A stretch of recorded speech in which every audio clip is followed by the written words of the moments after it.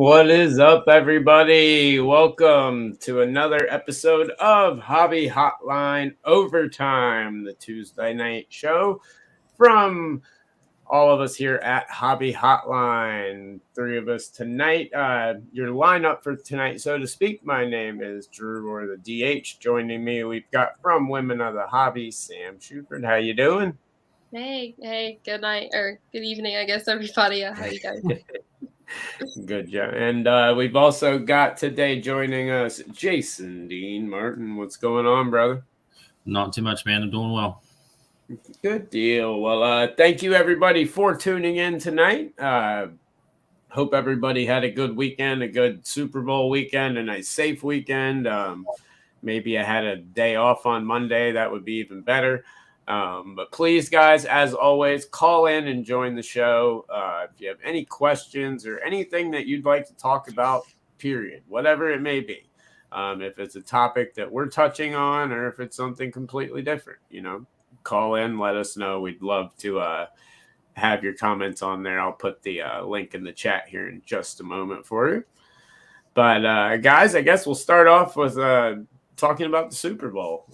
Just ended. Crazy game, great game. And I don't know about you guys, but this was just an overall great playoffs, in my opinion. Like in the last month, if you turn on any football game, like any pro football game in the last month, I think you witnessed some exciting and fun football. But the Super Bowl just capped it off. Yeah, I think this season, and especially the ending of the season, it was a win-win for everybody. I mean, we saw stars that had kind of been waiting for their chance in Stafford, emerge and, ultimately prove victorious. But then we had guys like Josh Allen that we knew had it in him the whole time, and guys like Burrow that people were banking on. I know you were, Drew. Yes. And I think we saw a lot of names come out of this that, we were all familiar with because of the hobby, but just in general, it's that new 80s where it was Elway, Marino, Montana. It almost feels like that again right now. Yeah, definitely. Yeah, I agree, though. I think some of the young guys, and I know you mentioned Josh Allen, that was actually the guy who surprised me the most. I just hadn't watched many of his games throughout the year, but I mean, that game against the Chiefs was pretty hard to deny that, his name is on up there, with some of these other young guys who are really kind of proving themselves. So, yeah, I kind of echo the same thought. I mean, yeah, the weekends past month have been pretty crazy to watch and super exciting. I think it's pretty promising for the NFL in general too, with some of the younger stars coming in. Yeah, this was a really fun and interesting time where you see a lot of these older guys, Big Ben, obviously, probably Aaron Rodgers, it looks like, whether he goes somewhere else to, pull one of those Peyton Manning's to end his career, just walks away. We'll see. But you've got all these older guys kind of moving out of the way, but the young guys in the future of this league, not only from the quarterback standpoint, and I mean, these are some guys that I've been talking about, and we talked about it on Hobby Hotline, I think, a couple of weeks ago, how non-quarterback positions, running backs, wide receivers, players like that are getting more love in the hobby than they've ever gotten before. And people like Cooper Kupp, Jamar Chase, Jonathan Taylor, Justin Jefferson. You can go down the list, but Cooper Kupp especially, I think, really made a name for himself in this game. Jamar Chase, I think, cemented himself as pretty much one of the up-and-coming receivers in football. But I think the guy that may have made out the best of this is a position that never gets any love, and that's defense. And I think it's Aaron Donald. I don't know if he walks off and rides off into the sunset, but Aaron Donald getting that ring, he's going to be, in my opinion, one of those defensive players. It's like an Urlacher, that's like a Charles Woodson or someone like that. Someone that doesn't sign a lot, doesn't have a lot of stuff out there necessarily, but it commands a good amount of money and people chase after it when it's out there. And so I think Aaron Donald, I mean, cemented himself as a first ballot Hall of Famer in my eyes. And, I think could end up being the big winner from the hobby, at least from the Super Bowl. Yeah, I would agree with you. Not to go too far ahead.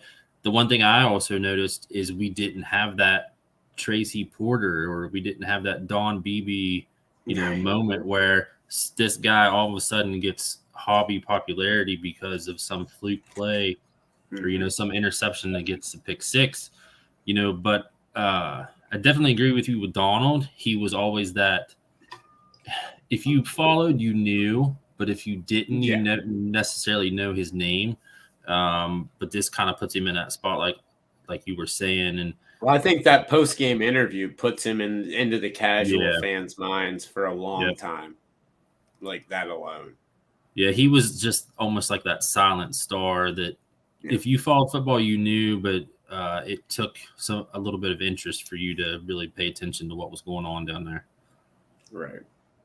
Yeah. Yeah, no, I definitely agree. I even think I actually kind of went to bed before I even found out who won MVP, but I felt like his name could have definitely been in the mix for sure for the overall Super Bowl MVP. I mean, I get Cooper Cup did what he did kind of the last drive, but I think overall, I mean, his last play of Donald's kind of like solidified the game for them. Yeah. So, and then just like everything he did throughout. So, yeah, I agree. I think he's a great player, and as you're kind of saying, if you followed football, you knew about him. But I think he's definitely becoming more of a household name with the ring and the spotlight.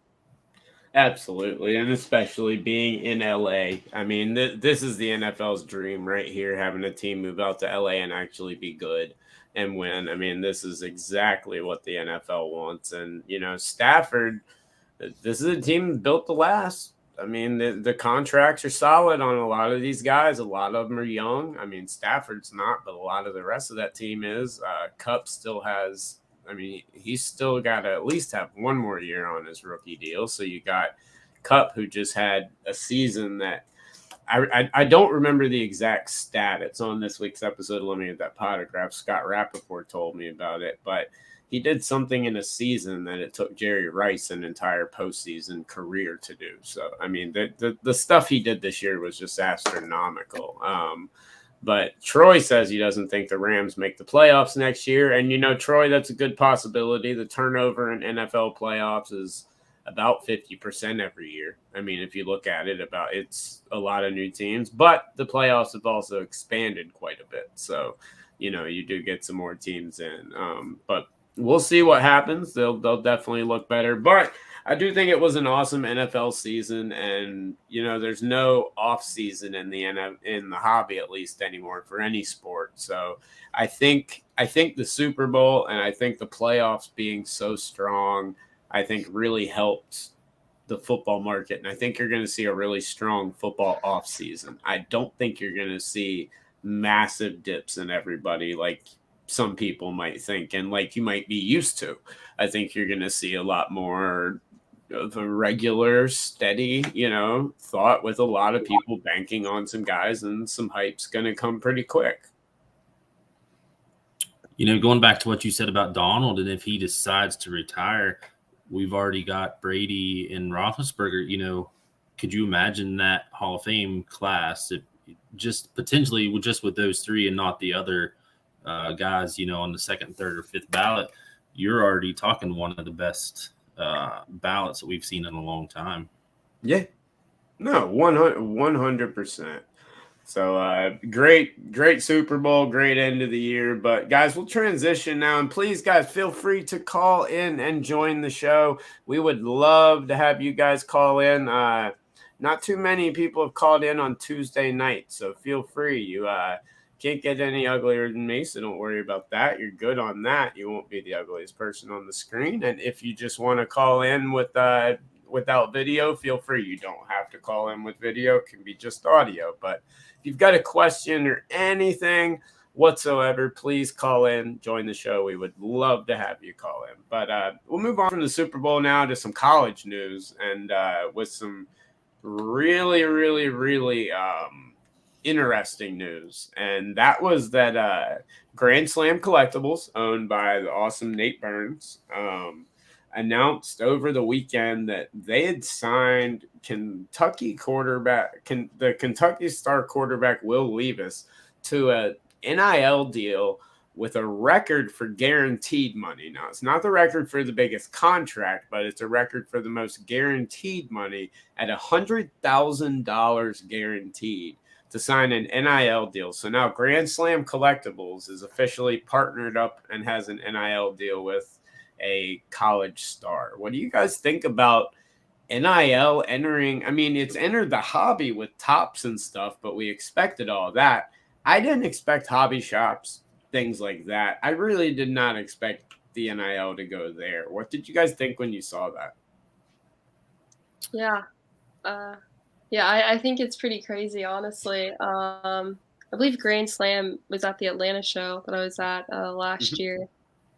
So yeah, it's just like kind of crazy. I kind of had to do a little bit of research here to read more about the deal, but yeah, I didn't expect like it's almost kind of like I don't see a hobby shop as like a standalone person, but in my mind, I see it kind of different from an entity such as like a business or I mean, it is a business, but I don't know. It's just kind of weird to think that it's a locally owned hobby shop, a local card shop that's kind of participating in these NIL deals, which I think is just super interesting. But I also know some of the coaches now within the college football system have been talking about some of the I guess, restrictions that need to be put on the NIL just because I think they're gonna say, you have the haves and the have-nots based off of the star players and the walk-ons or whatever. So, yeah, I don't know. I think the whole deal is very interesting. It's all still super new, obviously, so we'll see where it goes. I have so many opinions on this because it's just you have a guy that's still going to play a senior season, Yeah. and something could happen, and he could end up being a college star, not a pro star. Right. And you have this $100,000 that's guaranteed. If we said, okay, we're going to pay you 10 this year, and then once you get drafted, it's 100 guaranteed, I would be much more on board with that. But, this company is risking a substantial amount of money for somebody that still has, 10 or 11 games or whatever it ends up being to play, Yeah. Whether they get a bowl game or not. And then if he even decides to play any sort of postseason ball and, doing some research on Grand Slam, and I'm not trying to dog them, but when you look at them, and like she said, it's not a company that you would expect. It's not, Blowout or DA or Steel City where it's, the bigger money. That's where I thought it would start. Right. Would be there. So you're looking, Grand Slam Collectibles. I did a little research. They only have 3,700 followers on Twitter. Now, go ahead. No, keep going. No, keep going. What were you gonna say? And the one thing I saw on this one account was they had one tweet today and nothing since February 10th. And to me, when you're putting that kind of money into something, this is a company that needs to be very social and very active and very advertisement oriented. I'm sure they're bringing in enough money that they can offer this out, but now they may not have a big Twitter following. Now those numbers are kind of shocking to me, but Grand Slam, they kind of have moved. I mean, they were one of the first on Facebook back in the day, and I mean they weren't the first. Like Top Notch and people like that were on there as well, but they were one of the first couple that were on there. And then they don't really do too much social media advertising, but their feeds, they don't really need to anymore. They've got that Grand Slam army. They're kind of beyond almost the advertising need. They're pulling in the customers with things like this, I think. And if you want to know a lot more info on it, Nate is on this week, so let me get that potograph tomorrow. We talked a lot about this with him, and it's quite interesting, some of the stuff that they're going to be doing. But I like the idea, but I'm with you. The $100,000 straight up in college for a guy that's played for, a couple colleges already. Xavier, a couple other places before he even settled at Kentucky. This isn't some guy who's shined for the same university for 3 years. He's bounced around and landed at Kentucky, so that he's far from a sure thing. Although he's got a lot of potential, shelling out that type of money, is definitely very risky. But at the same time, being based out of Murfreesboro, being in that area. I know that area because it's really close to me. So, I know that that's a Kentucky area. They're near Kentucky. They're near that Wildcat diehard fan base. And so what they can do with this, I think could be tremendous. What they do with it is going to be interesting, and I have no idea, but it opens the door for so many things. And I can guarantee you, and I'd like to know if you guys think I'm crazy on this or not, but I'm betting Steel City, Dave and Adams, Blowout, and every single other company in their meetings this week are definitely talking about the NIL and how it fits into their vision. I think they see this, and I think you're going to see a lot more of these companies do this. Yeah, and kind of to your point about, the college area, I'm from around the Morgantown, West Virginia area where it's WVU. And, we don't have a sports team within 30 minutes or an hour. And they are diehards for the Mountaineers in everything. And I can see where signing this person, he better be signing a ton of autographs that they can stash for years, even if it is a Kentucky uniform, because there's a guy, his name's Major Harris, that played for WVU in the late 80s. He's still a legend when he's in town, and we're talking that's almost 40 years ago. So there's money to be made on these deals, but guaranteeing that money, I don't know if it was up front or over how many years, but they need to get some photos printed and, get some signatures on there as fast as they can and stock them up, because something could go terribly wrong this year. And, I don't want them to be the negative example of what not to do. I want this to succeed for everybody. And I'm sure, like you said, Blowout, DA, Steel City, this is going to be a class study as to how effective it is and what kind of money is the right money. Yep. Sam? Yeah, no, I agree. I think obviously, as you're saying, in a lot of meetings this week, I'm sure they've done kind of some cost benefit analysis, I guess, so to speak, of, if we pay X amount, how much do we expect to see in some type of return? So yeah, I'm sure they're kind of all discussing that. But also, yeah, I guess I also didn't know how big Grand Slam is. I'd heard of them. I knew they were kind of big. Drew, as you said a while back, and have a good following. But in the one article that I kind of read on it, apparently has also said in the past 4 years they've sold over 40 million in sports cards, which I didn't recognize. I guess kind of the amount of value that they have as a company in general. Oh yeah, no, they're a very big company with. I mean, they donate ton. I mean, they're in the hundreds of thousands of dollars now totaled in donating to charity. I mean, they're very big into a lot of stuff. Social media wise, not so much, but like I said, that stuff I think was built up more through. I mean, they were, these are guys going back from Blowout TV, way before Facebook and YouTube, and welcome everyone from Twitter tonight, since this is our debut on Twitter now. We'll be on Twitter every single week, by the way, so you can catch us on Twitter too. What's up, everybody? But I just think it's very, very, very interesting. That 70s cartoon. He's going to be a bit in the big civil engineering game. There you go. NILs for everybody. NILs for everyone. Why not? You get an NIL, the Oprah of NILs over here.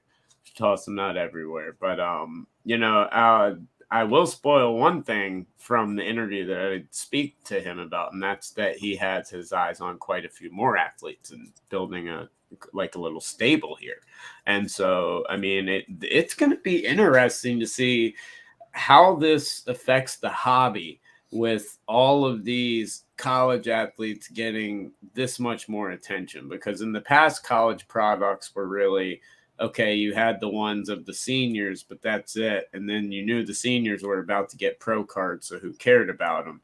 Now you're getting NIL deals with hobby shops. You're getting NIL deals with the, freshmen, sophomore, juniors that are signing with small card companies. You're getting all this just crazy out there stuff. Do you see it influencing the college collecting market? Because I mean, I personally think it's gonna really shoot it up and be one of the bigger risers if you look at percentage of growth over the next year. Yeah, I could see it kind of, having a more immediate increase, in the near future. I just wonder long term, as more collectors get in, is that something they still want to choose to focus on? I'm just not really sure in general how the whole NIL and everything begins to play out over time. If it just becomes a new norm, so to speak, or kind Yeah. of what the deal is there. But yeah, I could definitely see a boost within the next couple of seasons here of some people getting back into more collecting their college or university that they really like to. Yeah, same feeling there. I mean, collectors collect college specific and pro Me. specific. So Yeah. there's always that option. Um, I think we'll see a space between card shops signing players just to sign photos or come in for autograph sessions versus the companies that are actually able to produce cards at mass, because there are some guys that I just want to put all my stuff in binders. I don't want a bunch of 8x10s in an office. So there's going to be a difference. It's just how deep do we go, and how long these contracts are. If they can produce cards for years, and there's just so many questions because it's so new. Yep. No, I completely agree. But it'll be interesting to see one way or the other. We have a one thing I want to touch on today, and it's actually something that in our chat earlier, in our group chat with all the other hosts, Rich Klein kind of brought it up, and I'm looking over it now, and this is pretty interesting, and I'd like to know from everyone watching and anyone out there if they've heard anything and what you guys think on this, but it says that it's rumored that eBay lowered their raw authentication value to $500 from the $700 before. Have you guys heard that has indeed happened yet? Have they lowered it to 500 or not? And do you think that's a smart move on their part? I looked because I saw that in the chat as well, and I couldn't find anything about it to where it was official. So I don't know if maybe certain people that are, higher feedbacks are getting this is kind of like a soft launch, or what's now going on. Breakout Card says they said it would be 250 by year end. Now that's right. I did see that. A little crazy to me. I mean, I get the idea, but from what I've heard, the people on the East Coast are having no problem with CSG being out in Florida. They're having no problem getting their stuff, that they buy in a relatively quick time, maybe a day or two extra tops. But from what I'm seeing, the people on the West Coast and in the Midwest and things like that are experiencing some major delays. And if you up it to all of that, I mean, you're upping it to a substantial amount of eBay's inventory that's going to have to go through there. And CSG is still going to be grading cards, comics, and everything else. I mean, what do you guys think about it? This is a little crazy to me to do it so quick. Like, you just announced this program. We haven't even seen but 3 or 4 cards get into people's hands to even see pictures of the boxes.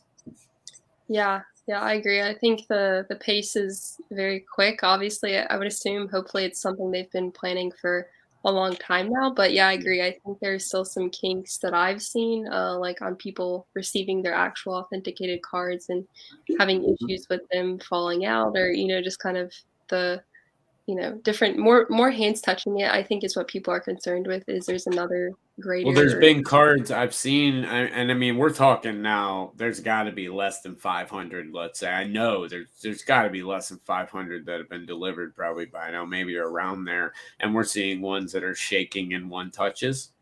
that automatically. I mean, if you're buying that card to go pull it and grade it, if it's shaking in a one touch, there goes your edges. If it's not, something well protected and got some amazing strength, Yeah. this is a big issue. And now you're dropping it down to that level. I mean, that right there is going to push me 1,000% towards my slabs for all my slab type of stuff, and it's going to push me to places like Alt and any other place besides eBay if it gets down to that lower level, because I just don't see them being able to keep up. Yeah. Yeah, going from 750 to 500, I don't see as a huge difference, but going to 250 to me is staggering. Yeah. Yeah. I mean, to me, that's like lowering something from $100 to $25. Mm-hmm. That's just a huge influx of issues, cards, just the whole run of the gambit, of everything that comes with a new system and new people involved, and then the people that don't even want it to happen to begin with, the people that just want their cards. And somebody like, and I'm not saying that I'm an expert, but like, if I'm going to spend that money, I'm going to research ahead of time. To me, this is more for the newer people or the less experienced, to put it that way. Or the ones that are using the deceptive card pick photos and everything, right. Way you're able to tell if it's, people that would use stock photos and then just pull whatever they can, find whatever they can find. Like, you've already got people pre-selling, which we can kind of move into pre-selling Wander Franco parallels. You had rainbow foil Wander Franco pre-sales before the product even came out, because people just planned on ripping it until they found it and then they'd sell it. I mean, it's crazy. But the eBay stuff, if dropping it down to 250, if that truly is, and Ryan is someone that I trust very much with his information. He gets it from reliable sources and he follows up on it. That's one of the reasons he's one of the co-hosts on this show and one of the best content creators out there. But if they drop it to 250, that's just shocking to me. Like, that is nuts, and that is going to push so many people away from eBay that if I'm another company right now, I'm looking at stuff and I'm saying, okay, PWCC's got to be loving this. All these other companies that have got these auction houses set up have got to be salivating at thinking that they're going to drop it to 250. Yeah, and I'm like also just curious too. I know the program right now essentially is free, but you'd have to think like they're not making money from it essentially. Right. I'm not really sure they're bringing in new customers with this authentication, because I think people who use it are already here. So I just think it's interesting to see. I feel like I've heard a couple people talk on, will this be something that you initially like only you can opt in for? Like, will it be optional in the future? Or like, will you have to pay a certain amount maybe to get your cards authenticated through that service, or that type of thing as well? And I don't know the ins and outs of the deal, enough specifics to say whether or not this is feasible, but I wonder, with the issues that we're already having, if there is a big enough contract between the two for them to force CSG to create like a West Coast facility to help expedite. Well, I think they're going to have to. If they drop it to 250, they have to. Yeah. There's no possible way that you can get all those cards at 250 from the West Coast to the East Coast, and then possibly back to the West Coast. Like Scott and I were discussing on Hobby Hotline. He does a million deals like with his buddy through eBay, but they both live in different suburbs of Chicago. So they would always be local pickup sales, but they were always high-end cards. Well, now he can't do that. You know what I mean? Now that is not feasible. He cannot do that on eBay anymore. And you drop that all the way down to 250, the odds just, I mean, the amount of cards that are going to be subbed is just going to be absurd. The amount of everything. I mean, just the amount that's coming in is going to be insane, and there's no way CSG is able to keep up. unless there's some massive upscaling there, which I still have a feeling that they're going to be the ones involved with Fanatics. So who knows? We could see a Fanatics announcement along with an announcement of a West Coast operation. I mean, this could be something enormous in the next 6 months. As fast as they're moving, it makes me think. I mean, eBay doesn't make too many mistakes when it comes to this type of stuff. In the past, at least, they have a good track record with it. So maybe they do have all this stuff in place, and maybe they're going fast for a reason, and that's because they've got it all figured out. But either way, it's definitely quite shocking.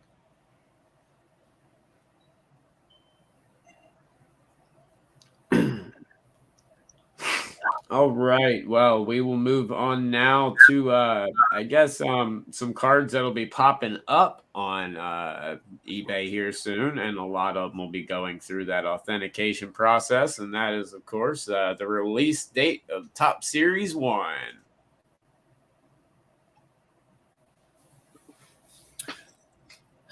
You know, it's that time of year, and I feel like it kind of popped up on me. You know, that all the football and the playoffs were so great that I almost didn't realize it was happening. You know, and being on the NASCAR radio show, that's kind of our focus with Daytona and the Dawn Rush release. This one kind of came out of nowhere, but what I've seen so far is interesting. You know, they have this home field advantage card that it's an insert that is very similar to the Panini Downtowns. So that's interesting. The Wander Franco rookie cards are in there, and I've actually noticed that a short print photo variation has already been posted. Yep, we lost Drew. But that Wander Franco short print variation was posted, and it was posted for $1,300. So wow. We're already talking, you know, lots of money for 2022 tops. So interesting for sure. Yeah, definitely. And so the Wander Franco that was already posted, was this something that someone had just pulled, or is it kind of one of those deals where it's the product's just now out and they don't even have it? So technically the hobby release date is tomorrow, but you know how stuff trickles out ahead of time. So I actually pulled up the search for the variations probably about 7:30 Eastern, and none had been posted for Wander. You know, some of the other guys, there's Soto and Joey Votto, Tatis, all those guys. But somebody posted the Wander about 8:45. So it's fresh, it's new, and you know that $1,300 price tag. Somebody's, you know, hoping to go fishing very early and catch somebody. So it's there, and I'll be watching to see what happens. Yeah, and you said it's just it's a photo variation. Is there kind of like how rare is it, or like what's kind of the odds for that one? Do you know? So see if I can find it on the Beckett. So it's kind of the same deal as every other year. There are variations. There are super short prints, and then we're back. The power went out. That's always nice. We got thunderstorms. It just got really dark in here for a second and then started back up. So I'll tell you what you missed. We were talking about tops, and oh my goodness. Yeah, I'm not sure he's there anymore. Dang, that must be how so far Beckett has the base, the short print, and the super short prints listed. And they've got a list so far of about 15.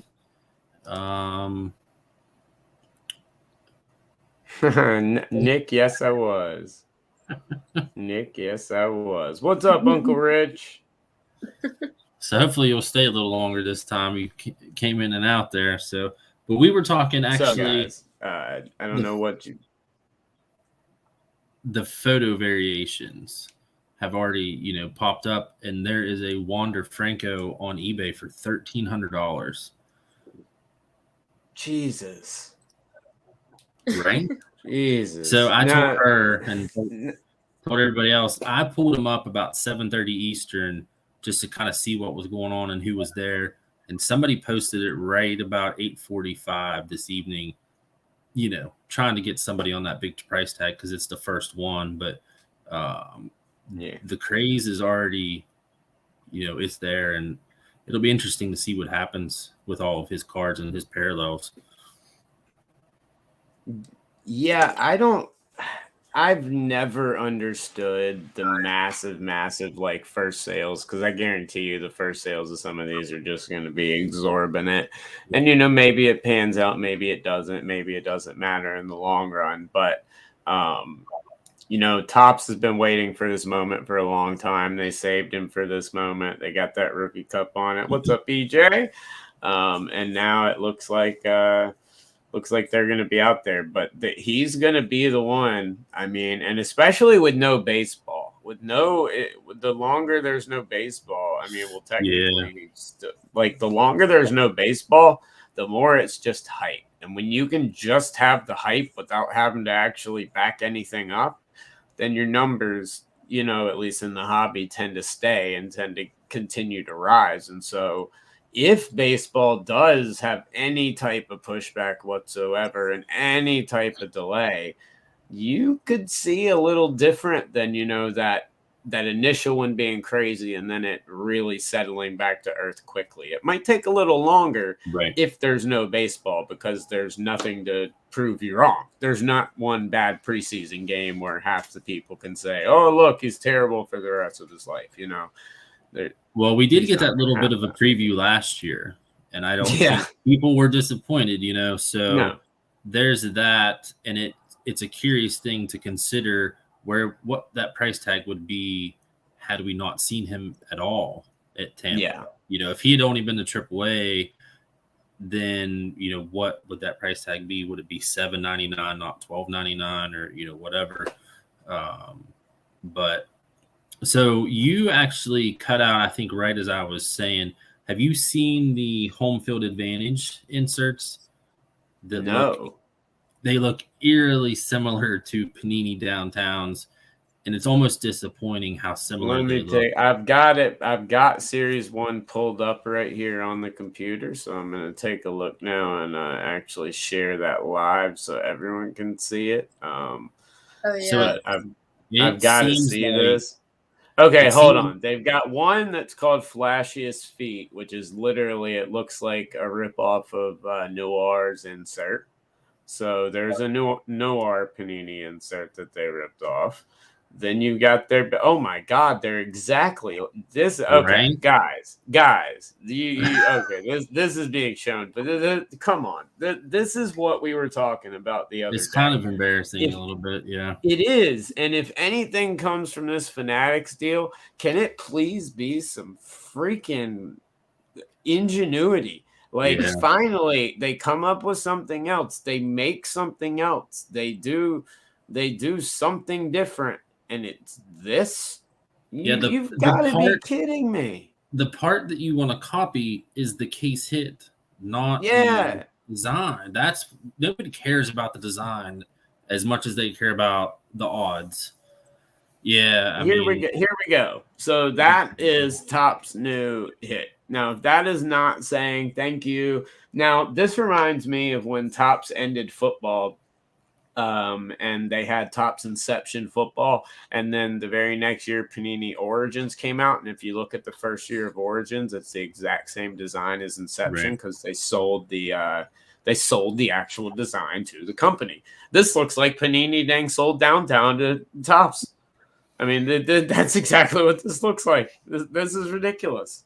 That would be a good question. Yeah, it even says like, these greatly resemble popular downtown inserts from Panini.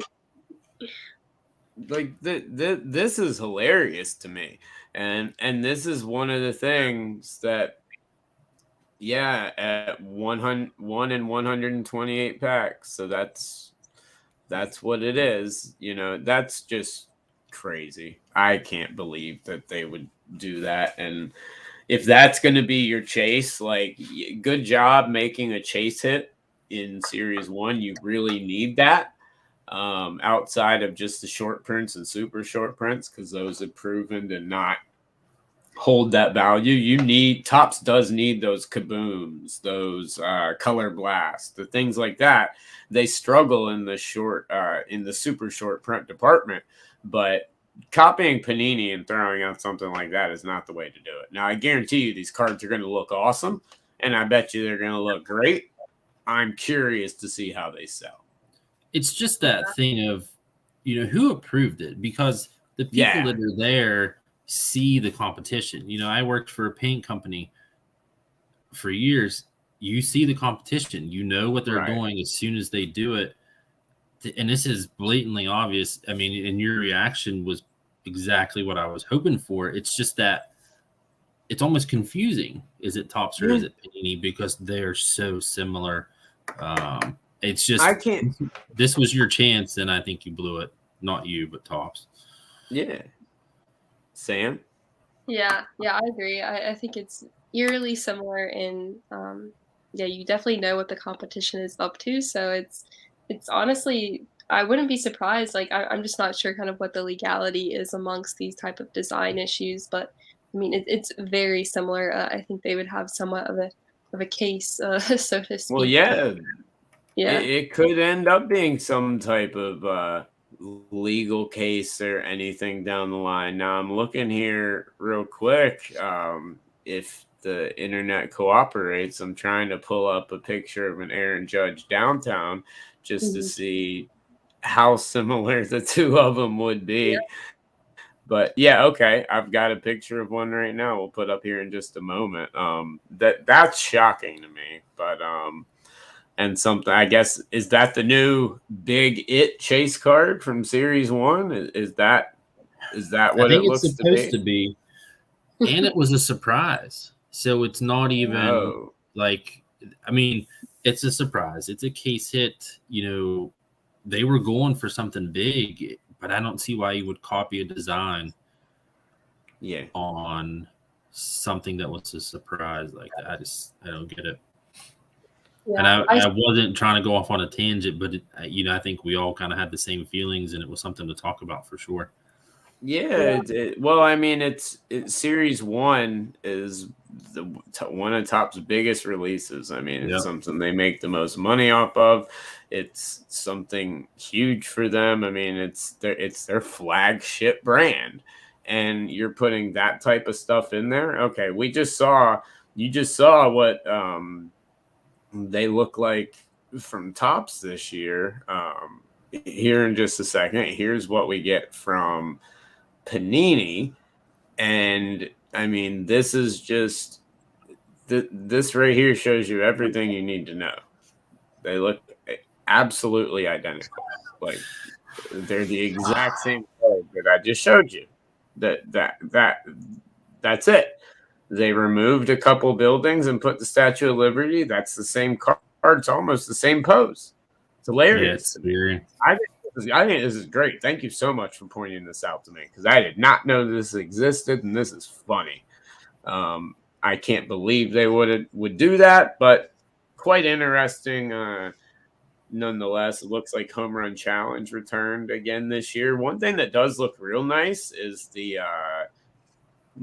dual autographs. They've got some nice looking dual autographs this year, but one thing I think they need to do, as I'm looking at pricing of everything, you've got lots of different autograph options, lots of different memorabilia options, but the price of hobby boxes is way too high for if you're only going to include one auto or memorabilia card. You know what I mean? Like, you've got to include more value in a hobby box, in my opinion, and maybe print a little less, because right now you're getting to the point where you're opening a hobby box and some of them are coming out with a relic, a gold, and a rainbow foil. That's not what you should be paying for and getting in a hobby box.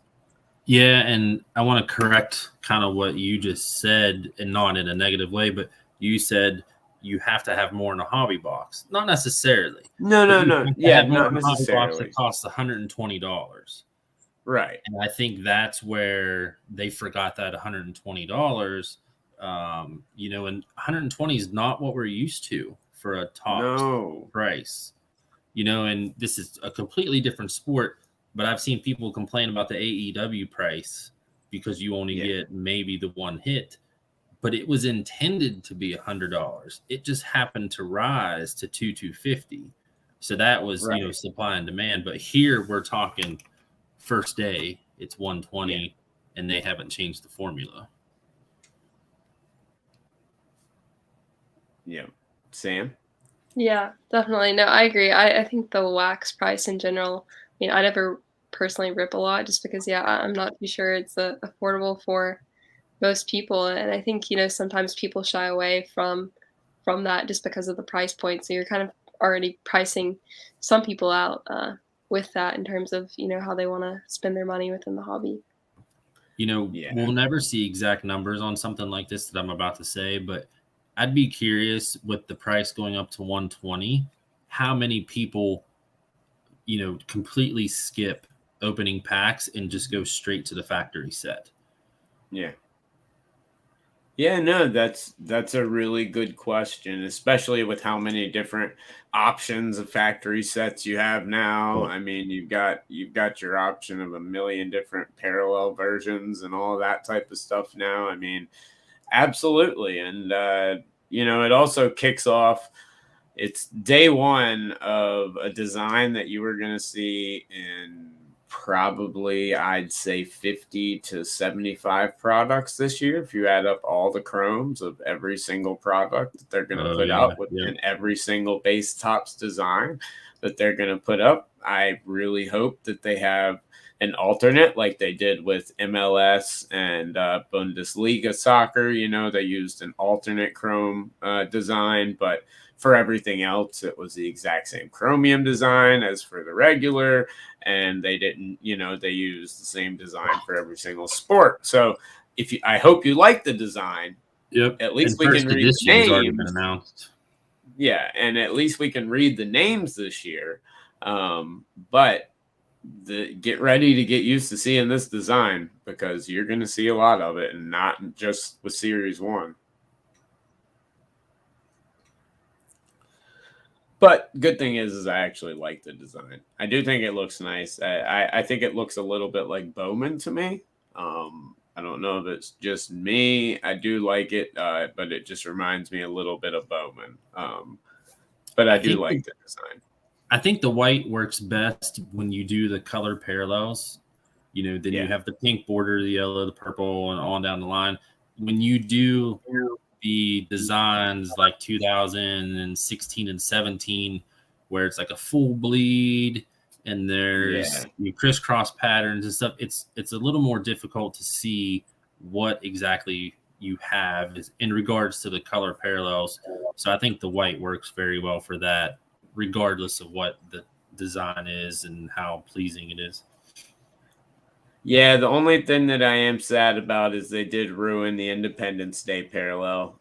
That's one parallel that I think should always be a little bit different. You should take a little more time and look at some of the classic ones that you did that were so beautiful. As this year, it's just tiny little stars around the border, and that's just I don't know. I really thought you had something with the Independence Day parallel. But we got a question here in the chat real quick from I Make Music. We're switching over to football here for a minute. Do you think Davis Mills is a good card to buy right now? I see his upside being so high right now. So what are your guys' thoughts on Houston Texans youngster Davis Mills? I think you and I can kind of share some common thoughts on this. I know you're a Panthers fan. I'm a Lions fan. One player doesn't necessarily make the difference. And, Matthew Stafford is that example. He was with Detroit for years, and it wasn't just him. They needed other things. I don't think it's a bad play.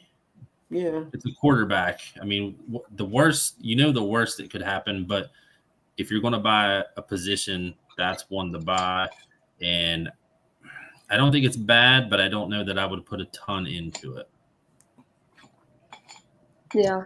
No, yeah, I agree. I was kind of gonna echo the same thoughts and the fact that, really what does Houston have around Davis Mills, I think is the biggest thing is checking in on that, but, yeah, I also kind of agree with the QB take. I think if you're gonna get into him now, I would sell him kind of when that hype is really high on him or there's a lot of other people speculating on him, so, uh, I think it is a decent play, I just probably would play it and then get out of it rather quickly just because I think Yeah. long term, I don't have much belief in Davis Mills, but you never know. No, no. No, what you just said at the very end, you just nailed it absolutely perfect. As a quick play, quite possibly, I mean, if you're gonna do it now because he's low. You can get into it. Do it now, do it in a week or two, when Houston's completely forgotten about, but kind of do it before Watson moves on, which hope to God he's not in my Carolina blue uniform, but we'll see what happens. Um, you know, but Houston is going full rebuild.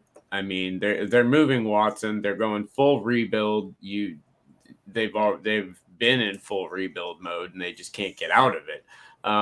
Davis Mills, I don't see him being that guy that's taking them to the Super Bowl. I don't see rings on his fingers, at least in Houston. But I like his upside to be one of those guys that, as a quarterback, sure, has some hype in the preseason, maybe has a couple good preseason, maybe has a good regular season game. He's super low entry, so I mean, you're going to be getting some of his best cards for very, very low risk. So yeah, I mean, if you're in somebody that's in looking for prospecting, sure, Davis Mills, great option because he's someone that's probably going to get a chance to start. So from that respect, yes, I think that, it's possibly a good investment. Now, long term, absolutely not. Get rid of those cards the first good chance he does, and you can double your investment if you can, even if you can get a quarter return on it, take it, move on. But I see a little value in him, but definitely short term. And before we wrap up the show, we do have one more question from Kevin W. He's asking, Sam, what do you collect? Yeah, on the football question, so yeah, I collect, Carolina Panthers as well.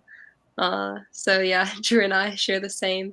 I'm from North Carolina, so a lot of the Carolina teams, also like Drew. So yeah, that's mainly what I collect. I'm also collect Luke Kuechly, so I know we talked about Aaron Donald earlier with the defense, so I like the Yeah. defense too. They don't really get a lot of love, which I'm really okay with for right now, just because I don't want the prices to go up on on Right? defensive players. Yeah, no, I love getting my Kuechly's cheap. Keep them Yeah, that way. I'm fine with it. exactly. I'm fine with it. Exactly. So yeah, that's my collection. Nice. See, Kevin. In other words, Kevin, she's brilliant. She collects nothing but the best. That's the right answer. She just collects nothing but the best.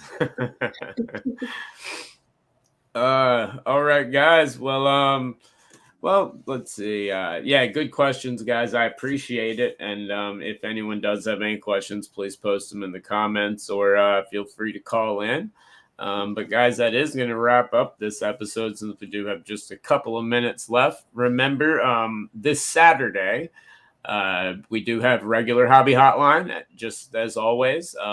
This week, we've got Brad, Adam Palmer, and then I'm not sure who's joining him yet, but it will be Brad, Adam Palmer, and one other mystery surprise. So definitely check out that episode coming up this Saturday at 11 p.m. And you can now also find us on Twitter. What's up, everyone out there from the Twitter universe? Thankfully. So now you can find us on Facebook, YouTube, and Twitter. But guys, thank you so much for tuning into the show. Jason, Sam, it's always a pleasure. Yeah, definitely. Thank you for having me tonight. I think it's been good. Talked about I think a lot of good topics and different things within the hobby. Yeah, man, always great. And I like the rotation. It's never the same crew typically, so that works well for everybody.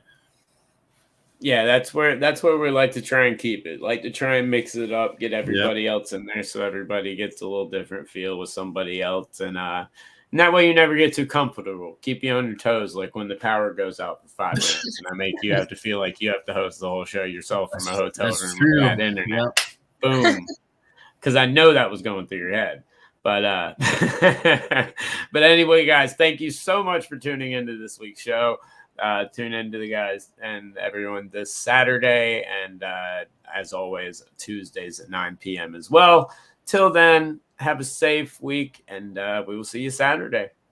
See y'all later.